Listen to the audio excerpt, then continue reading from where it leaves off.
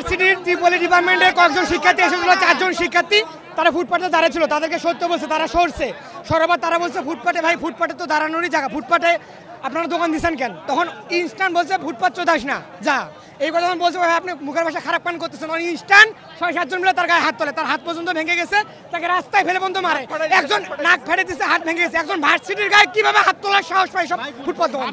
আমরা চাই এই সুষ্ঠু বিচার চাই, আমরা চাই যারা এর সাথে জড়িত তাদেরকে অতি দ্রুত গ্রেপ্তার করে যেন শাস্তির আয়তন হয়, যেন ভবিষ্যতে কেউ এই ধরনের কর্মকাণ্ড ঘটার সাহস না পায়। আমাদের ডিপার্টমেন্টের বড় ভাই বলেছে আমরা এখানে কেন চলবো, ফুটপাতের জায়গা কি কিনে নিয়েছেন নাকি?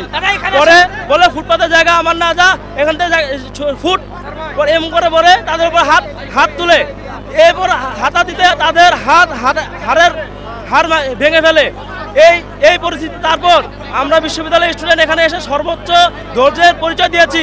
আমরা তাদেরকে, তারা কেন এই পরিস্থিতি করলো, তারা আমাদের ডিপার্টমেন্টের ভাইদের বিশ্ববিদ্যালয়ের স্টুডেন্টকে কেন এভাবে আহত করলো, তাই আমরা এখানে তাদেরকে প্রশ্ন করেছি।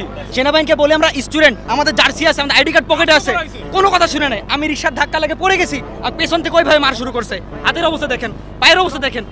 আমি কি মানুষ না কি আমি তো কোনো ঝামেলা করতে আসি নাই, আমি যে মীমাংসার জন্য আসছি। আমাদের স্যার আসছে, আমাদের বড় ভাইয়ের আসছে, ওখানে আসছি, আমাদের হয়ে মারছে কেন? মারামারির বিচারের জন্য আমরা এখানে এসেছিলাম। এসে আমরা রাস্তার এক সাইডের মধ্যে দাঁড়িয়ে আমরা দোকানকে সেভ করতেছিলাম।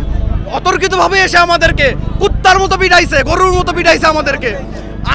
সেনাবাহিনী এসে আমাদেরকে পিটাইছে। আমরা কার্ড শো করছি, আমার পায়ের মধ্যে মারছে। আমি কি মারি খাওয়ার জন্য এখানে আসছি?